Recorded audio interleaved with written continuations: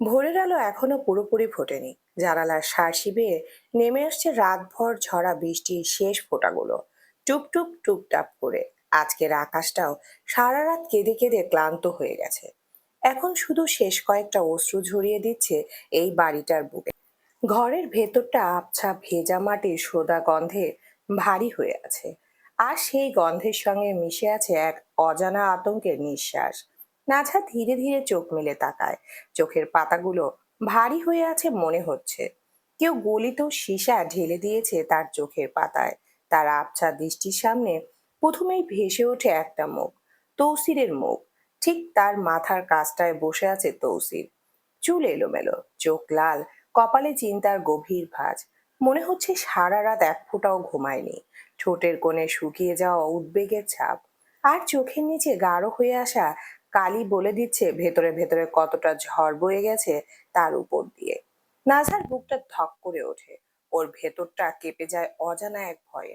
যে ভয়ের কোনো নাম নেই, কোনো আকার নেই, শুধু আছে এক হিমশীতল অনুভূতি, যা শিরা বেয়ে নেমে যায় পায়ের আঙ্গুল পর্যন্ত। নিজের ভেজা চুলে হাত পড়তে আটকে ওঠে সে। ভেজা কেন? কিভাবে? আঙ্গুলগুলো অবিশ্বাস্য ভাবে কাঁপতে থাকে। নিজের চুলের ওপর ওর তো মনে হতে থাকে এই চুল তার নিজের নয়, অন্য কারো। ধরফর করে উঠে বসতে যায় সে। তৌসিফ দ্রুত তার বাহু ধরে সামলে নেয়, আস্তে করে উঠতে সাহায্য করে। নাঝা অবলার মতো চারিদিকে তাকায়। সামনে দাঁড়িয়ে আছেন বিবিজান। ওনার চোখ দুটো রাগে জ্বলছে, যেন দাউ দাউ করে জ্বলতে থাকা চুলোর ভেতর থেকে ছিটকে আসা আগুনের ফুলকি। ঠোঁট চেপে ধরা, ওনার নাকের পাটা ফুলে উঠেছে নিঃশ্বাসের তালে তালে।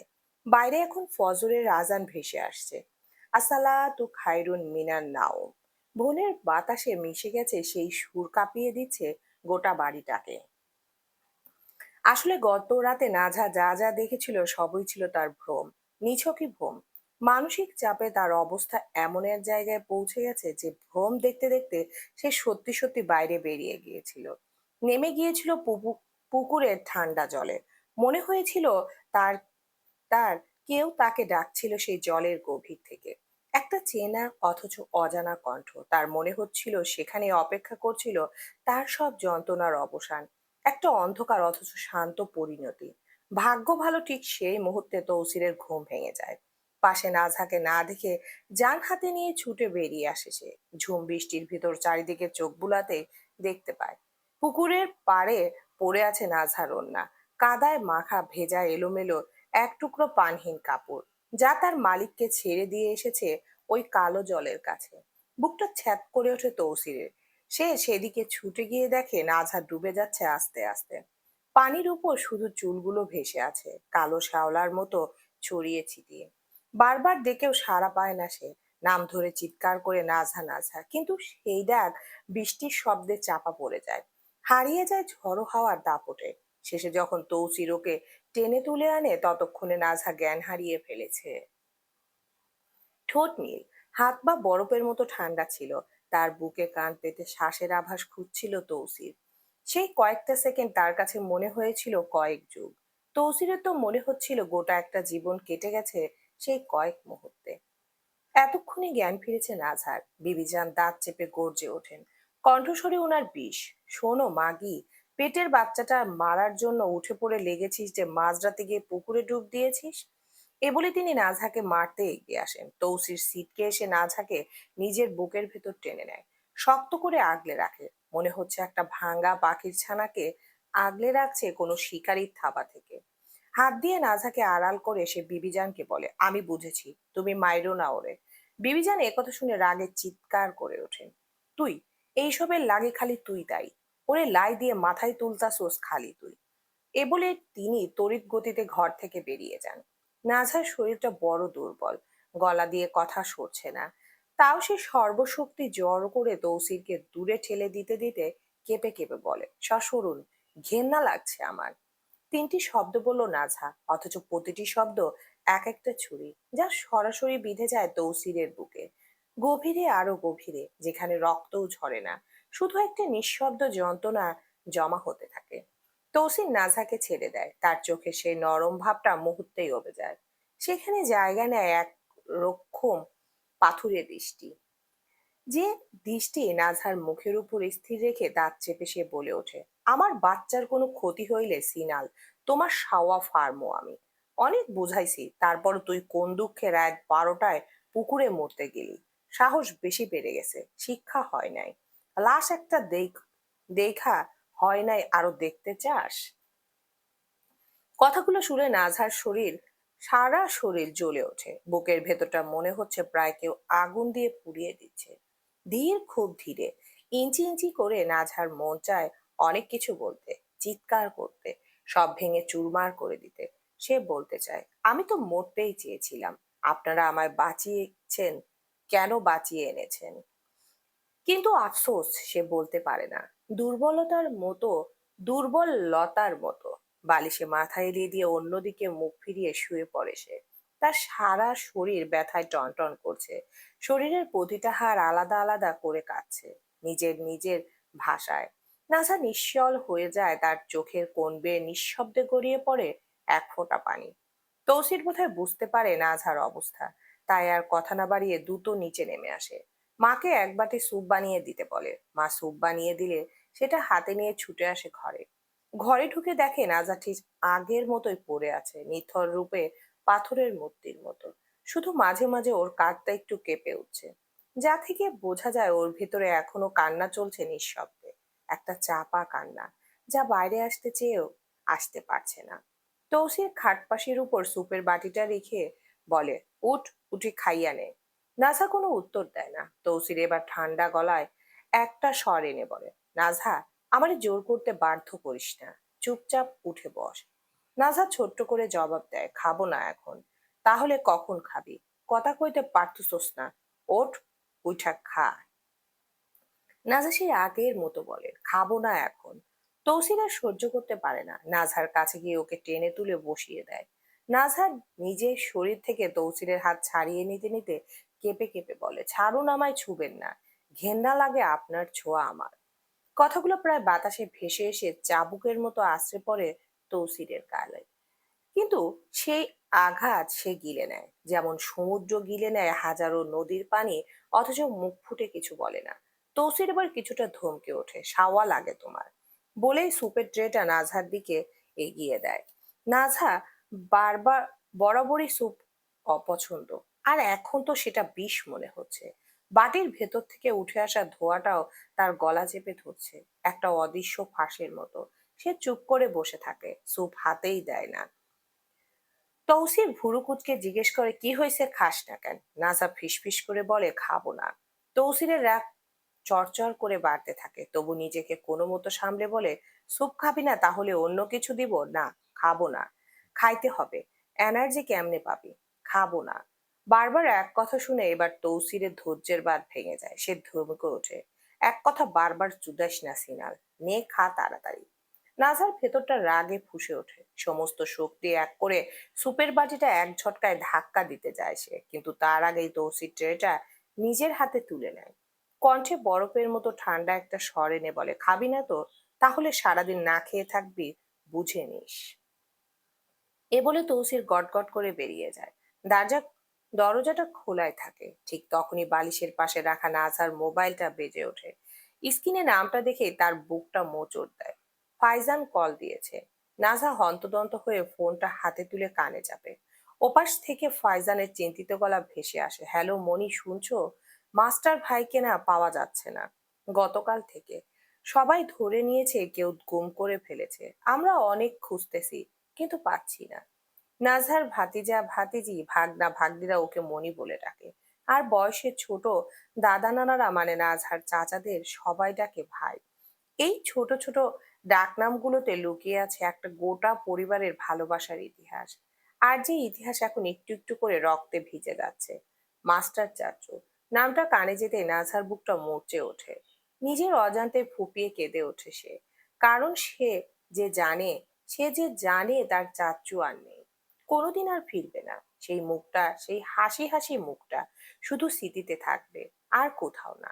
ফাইজান ওপাশ থেকে নাজহার কান্নার শব্দ শুনতে পেয়ে নরম সুরে বলে, মনি তুমি কেঁদো না, আল্লাহ ভরসা, দেখা যাক কি হয়। নাজহা উত্তর দিতে পারে না, বুক ফেটে কান্না আসছে তার। মুখ চেপে ধরে নাক টেনে নিয়ে ফোপাতে ফোপাতে কোনো মতে সে বলে, আমি কাঁদবো না। আমার ছেলে নাই হয়ে গেছে। তো তোরা সাবধানে থাকিস বাবারা। তালহা ভাই ঠিক আছে তো? ছোট চাচ্চু বাড়ির সবাইকে বলিস সাবধানে থাকতে। আমাদের পরিবারে কাল নেমে এসেছে আবার। তো তুই সাবধানে থাকিস বাবা। প্রতিটা শব্দ রক্ত ঝরিয়ে বের হচ্ছে ওর গলা থেকে। প্রতিটা নাম উচ্চারণ করার সময় বুকটা কেঁপে উঠছে এই ভয়ে। পরের ফোনে এই নামগুলোর মধ্যে কারটা আর শোনা যাবে না। কোন নামটা পরিণত হবে আরেকটা শোকগাথায়, কোন প্রিয় মুখটা আর কোনোদিন তাকে মণি বলে ডাকবে না।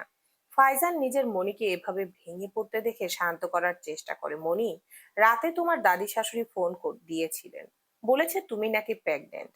তুমি এই অবস্থায় স্ট্রেস নিও না। আমরা তো তোমায় দেখতে যাব, সবাই এই পণ করেছে, কিন্তু দেখো তো, মাস্টার ভাইকে পাচ্ছি না। নাজা এ কথা শুনে একদম হয়ে যায়। তার মানে এই খবরটাও সবাই জেনে গেছে। যে খবরটা সে নিজেও মেনে নিতে পারছে না, যে খবরটা তার কাছে এক অনাহূত অভিশাপের মতো, সেই খবর ছড়িয়ে গেছে গোটা পরিবারে, উৎসবের সুরে।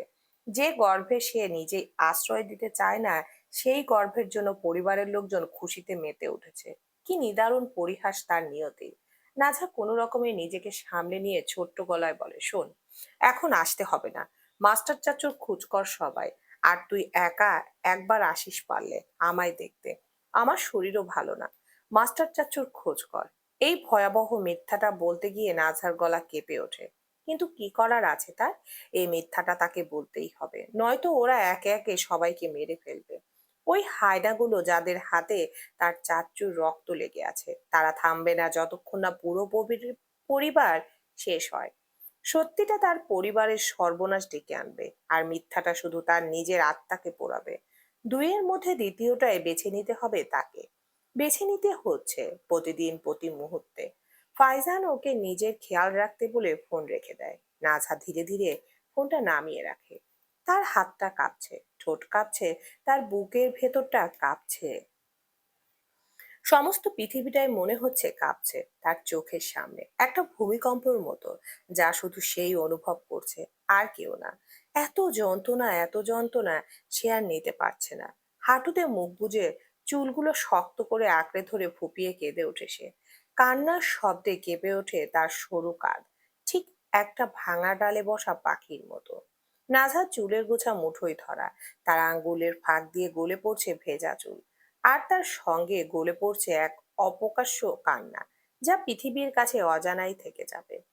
আড়াল থেকে জৌসি সব শুনেছে, দরজার ওপাশে দাঁড়িয়ে নিঃশ্বাস আটকে সব শুনেছে, সব দেখেছে। নাঝার কলিজা পুড়ে যাওয়া যন্ত্রণা, ছটফট করা প্রতিটা নিঃশ্বাস, চাপা কান্নার প্রতিটা ফোপানি, আঙ্গুলে আঁকড়ে ধরা চুলের প্রতিটা গোছা, সব ভালো করেই দেখেছে সে।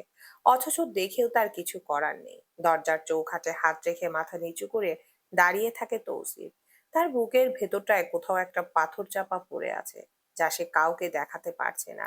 ভেতরের তৌসির আর বাইরের তৌসির, এই দুই মানুষের মাঝে যে ফারাক, তা কেউ দেখতে পায় না। দেখতে পায় না নাঝাও, হয়তো কোনো দিন দেখবে না।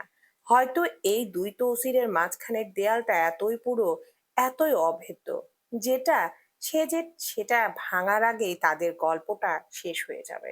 হয়তো এটাই ভাগ্যের নিষ্ঠুর রসিকতা। বেলা 11টা।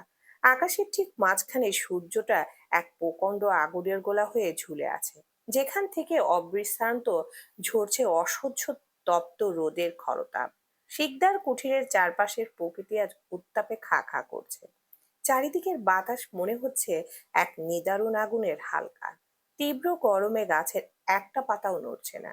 পাখিরা ক্লান্ত গান ভুলে নিঝুম হয়ে গেছে। আর চরাচরের বাতাস হঠাৎ স্তব্ধ হয়ে দাঁড়িয়েছে। এই রৌদ্রদগ্ধ বিস্তীর্ণ প্রান্তরের দিকে দূর থেকে তাকালে মনে হয় তৃষ্ণার্ত মাটি যেন চিকচিকে মরীচিকা কাঁপছে। এই তপ্ত পরিবেশের বুকেই কুঠিরের আদি দগ্ধ বাগানটায় তৌসিফ, ওয়াসেম আর ইয়াদ তিনজনে বসে আছে মুখোমুখি। মাঝখানে একটা পুরনো কাঠের টেবিল, কাঠের গায়ে বছরের পর বছরের ঘষা লেগে চকচকে হয়ে গেছে কোথাও কোথাও। তার উপর ছড়িয়ে আছে কিছু কাগজপত্র, দুটো চায়ের কাপ, যেগুলো অনেকক্ষণ ধরে কারো ঠোঁটের স্পর্শ পায়নি। চা ঠান্ডা হয়ে গায়ে স্বরের পাতলা পর্দা পড়েছে, প্রত্যেকের চোখে মুখে চিন্তার গভীর ছাপ। কপালের ভাঁজে জমে আছে পরিকল্পনার দুর্বহ ভার। তৌসির আঙ্গুল দিয়ে টেবিলে তালু ঠুকছে অজান্তেই। অস্থিরতা ছড়িয়ে পড়েছে তার আঙ্গুলের ডগা থেকে। ওয়াসিমের চোয়াল শক্ত, ভেতরের দাঁত কামড়ে রেখেছে কোনো অপকাশ্য রাগে। আর ইয়াদ মাঝে মাঝে নিজের চুলে হাত চালাচ্ছে অন্য মনস্ক ভাবে। মনে হবে হয়তো ওর চুলের ফাঁকে কোথাও লুকিয়ে আছে এই জটিল ধাঁধার সমাধান। অন্য পাশে বসে নুহমান আর কেরামত ব্যস্ত নিজেদের কাজে। তাদের সঙ্গে যুক্ত হয়েছে পুলিশ অফিসার রিয়াজ। পরনে অফিসিয়াল ইউনিফর্ম, কাঁধে চকচকে ব্যাজ, কোমরে ঝুলানো হাতিয়ার, কিন্তু চোখে শকুনের ক্ষুধা। উর্দি যাকে রক্ষাকর্তা বানানোর কথা ছিল, সেই উর্দি আজ তার শিকার ধরার ছদ্মবেশ। তিনজন মিলে মেতে উঠেছে এক ঘিন্ন খেলায়, যেখানে শিকার মানুষ আর হাতিয়ার ক্ষমতার ছায়া। ঘটনাটা এই: 3 দিন আগে স্থানীয় 30-40 জন আওয়ামী লীগের পক্ষ থেকে একটা মিছিল বের করেছিল। স্লোগান উঠেছিল, পতাকা উড়িয়েছিল। আর সেই মিছিলের সূত্র ধরেই কেস হয়েছে। কিন্তু কেসটা শুধু সেই 40 জনের নামে সীমাবদ্ধ থাকেনি। মিছিলে যারা ছিলই না, তাদের ঘরের চৌকাঠের বাইরেও সেদিন পা পড়েনি এমন আরো অনেক স্থানীয় আওয়ামী লীগ নেতাকর্মীর নাম জুড়ে দেওয়া হয়েছে তালিকায়। কারণ এখন তারা ক্ষমতায়, তাই তাদের কাগজে নাম তোলাটাই সবচেয়ে সহজ কাজ। সব মিলিয়ে কেস হয়েছে 100-রও বেশি মানুষের নামে। আর এই বাকি 60 জন যারা আসলে মিছিলেই ছিল না, তাদের একে একে কল দিচ্ছে নোহমান, কেরামত আর রিয়াজ। আর হুমকি দিচ্ছে, টাকা না দিলে জেলে পচাবো, সারা জীবন গারদের ভাত খাবে। এসব শুনে কারো গলায় ভয়, কারো কান্না, কারো গলায় হাত জোর করার আকুতি। কেউ আবার চুপ করে শুধু শ্বাস ফেলে, মনে হয় কথা বলার শক্তিটুকু হারিয়ে ফেলেছে। কারণ নিজেদের আমলে এমন অত্যাচার তারাও করেছে, তারা আরো বেশি করেছে। বিএনপি নেতা কর্মীদের তো ঘর বাড়িতে টিকতে দেয়নি। বিনা দোষে এক একজনের নামে 100টা কেস করা হতো তখন। রুদ্ররা কারো কাছ থেকে 40,000, কারো কাছ থেকে 30, কারো কাছ থেকে 60,000 এভাবে টাকা গিলে নিচ্ছে। আর এটাই তো তন্ময় চাচাকে এমপি বানানোর আরেকটা গোপন ফায়দা। ক্ষমতার নাম ভাঙিয়ে মানুষকে নিংড়ে নেওয়া, তাদের ঘামের পয়সা কেড়ে নিজেদের সিন্দুক ভারী করা। অন্যদিকে তৌসির, ওয়াসেম আর রিয়াদ মাথা ঠেকিয়ে বসেছে অন্য এক ভিন্ন পরিকল্পনায়। তাদের চোখে এখন একটাই লক্ষ্য, খলিলের বাড়ি। সেই বাড়িতে ঢোকার ছক কষছে তারা। ঘন্টার পর ঘন্টা ধরে প্রতিটা সম্ভাবনাকে উল্টে পাল্টে দেখছে, প্রতিটা ফাঁক ফোকর খুঁজে দেখছে শকুনের চোখে। খলিল সাধারণ কেউ নয়, তার চারপাশে এমন এক নিরাপত্তার বলয়, এমন এক চক্রান্তের জাল, যে তাকে স্পর্শ করতে গেলে আগে 10টা দেয়াল ভাঙতে হবে, 10 জন পাহারাদারের চোখ ফাঁকি দিতে হবে। তাকে মারাটা যতটা সহজ মনে হয়, ততটা সহজ মোটেও না। তবে এই দুর্ভেদ্য দুর্গেও একটা ছোট্ট ফাঁক আছে, একটা ফাটল, যেখান দিয়ে সাপ ঢুকতে পারে নিঃশব্দে। খলিলের ছোট মেয়েটা এখনো অবিবাহিত, আর তার জন্যই চারদিকে পাত্র খোঁজা হচ্ছে। আরো বড় সুবিধা হলো, খলিল এখনো তৌসির, ওয়াসিম বা ইয়াদ এই 3 জনের কাউকেই চোখে দেখেনি, চেনে না। তাই 3 জনকে নিতে হবে 3 রকমের ছদ্মবেশ, সাজিয়ে নিতে হবে আলাদা পরিচয়, আলাদা পরিবার, আলাদা ব্যবসার গল্প।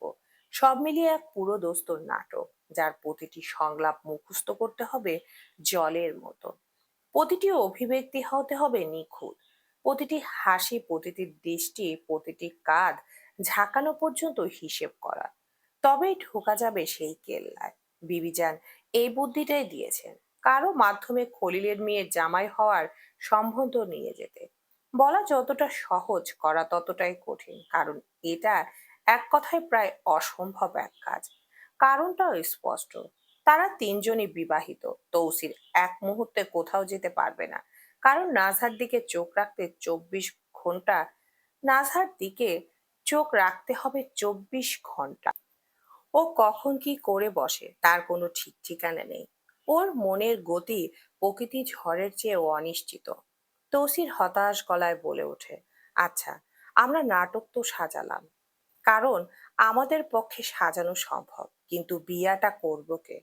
আমি চাই না আমরা 3জন ছাড়া কেউ এতে জড়াক। রুদ্র, নাজেম, মিনহাজ এই মাদারচোদরা তো কখনোই না। আর আমরা তিনজনই তো বিবাহিত। কেউ কারো বউ ছাড়া অন্য কারো নামে বিয়াতে বসতে পারুম না। বিয়া যদি করবার না, তারপরও যদি কোনো অ্যাক্সিডেন্ট ঘটে আর সত্যি করতে হয়, চলবে ইনশাআল্লাহ।